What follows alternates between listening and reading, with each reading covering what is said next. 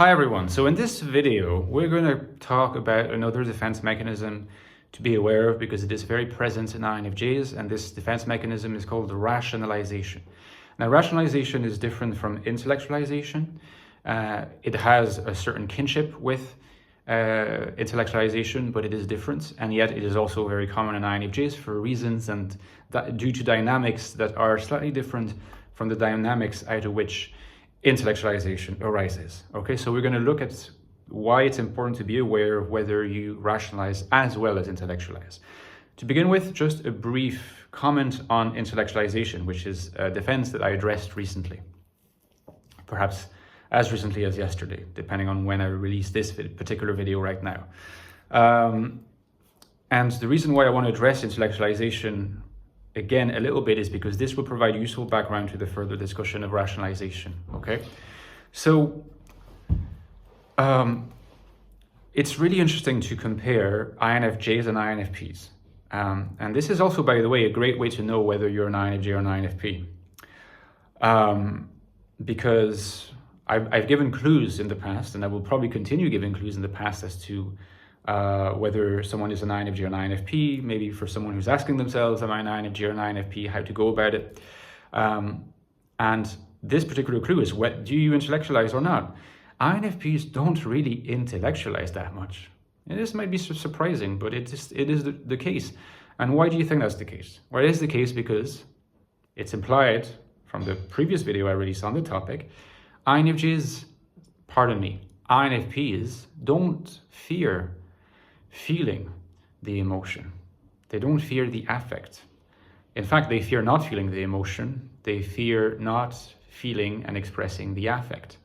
And since intellectualization is the best way not to feel the emotion and to experience the affect, it's the best way to shield oneself from the actual feeling of the emotion, INFPs are more likely to defend against intellectualization and to not be particularly attracted to intellectualization. In fact, when you interact with INFPs and you start getting into like a deep analysis of particular feelings and emotions, sometimes you notice they're either a bit disinterested or resistant, or sometimes they're just like, yeah, okay, but why do you, I mean, the emotion is emotion, you feel it, right? They don't seem to, there's a little bit of pushback. Well, that's precisely because they don't want you to project your own intellectualization onto them. It's a way of making them feel imprisoned, you see?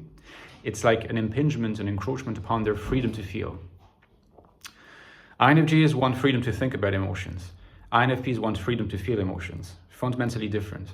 So, and again, why is that so potently obvious? It's because INFPs are dominant introverted feelers, right? FI is all about feeling the emotions and being authentic to the feeling of the emotions. And FI will see a deep excavation of particular emotions as inauthentic, no matter how accurate or insightful or nuanced or penetrating. Because they'll always be saying, consciously or not, yeah, but what matters is feeling it. You're just spending all your time just not feeling it. So you're not being authentic to your emotional state. And they have a point. Okay?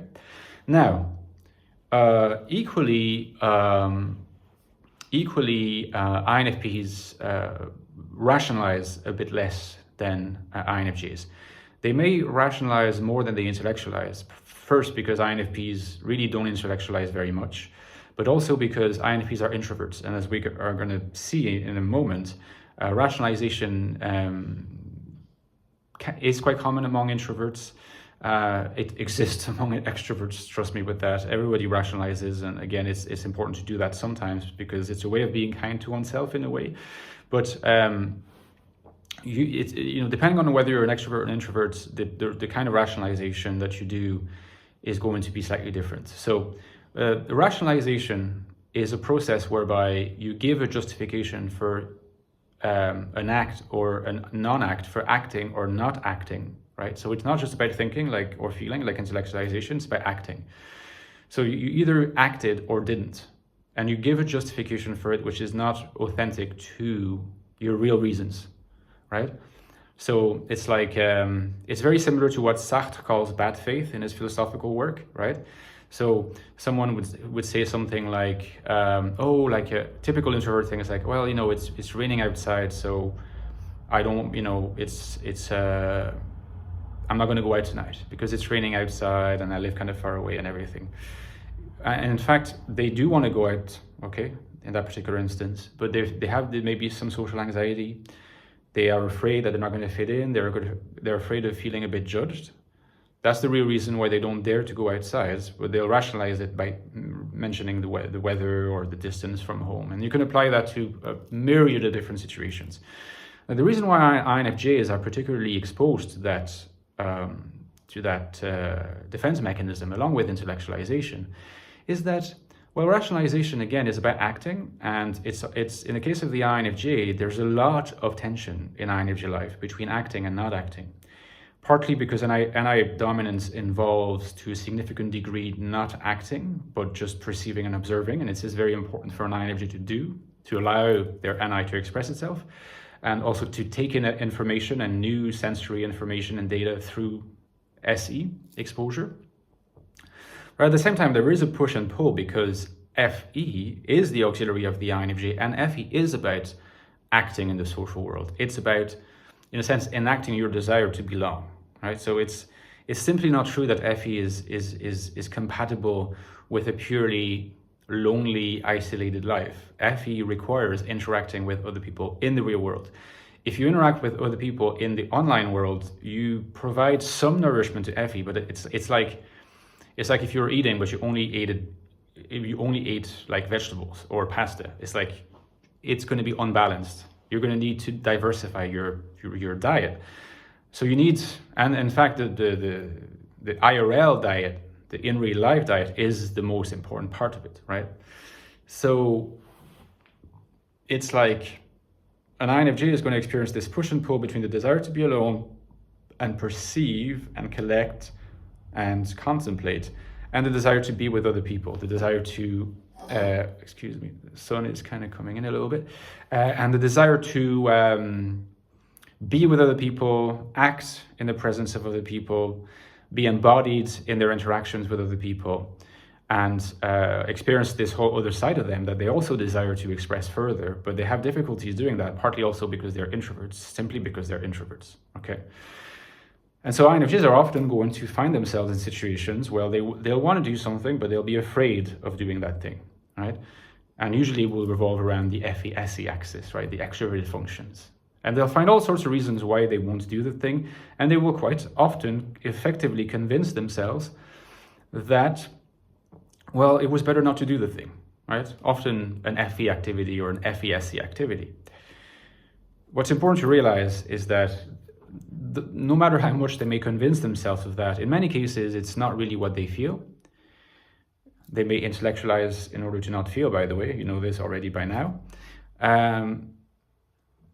But they can't live with the idea that they were just being they gave into their fear. They don't want, in addition to this disappointment of not having acted, to feel bad, feel guilty about being kind of cowardly perhaps, or just not having the strength of will or the backbone to actually face those fears and really do and do engage with other people in the social realm through the FE realm or FE-SE realm.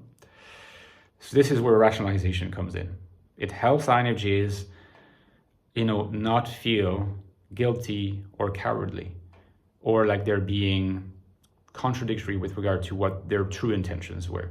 And that's why it's important to be aware that rationalization is very common in INFJs. Okay, guys? So let me know in the comments what you thought, and if you think you're rationalized. I'm a big rationalizer myself, so, you're preaching to the choir if you are.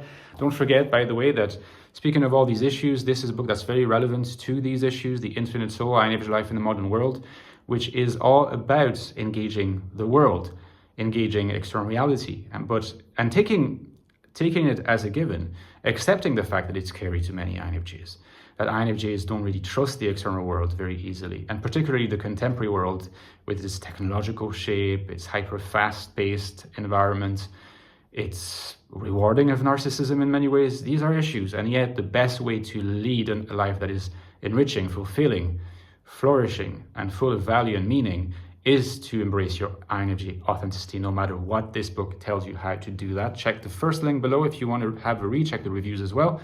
And by the way, the prequel to The Infinite Soul is The Ecstatic Soul, which is the deepest investigation of the INFJ minds you will find online.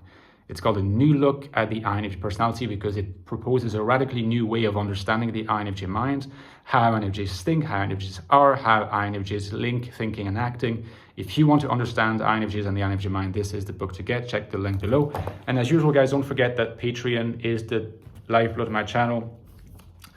I get very little revenue outside of Patreon and my books, so I could not do it without you and your kind generosity. You can become a young and existentialist supporter down there if you click on my Patreon. But also don't forget that you get some really cool perks. You get access to a special Discord server for the community and only for the community. I'm there every day, so you can interact with me, maybe get some informal typings, talk about anything you want.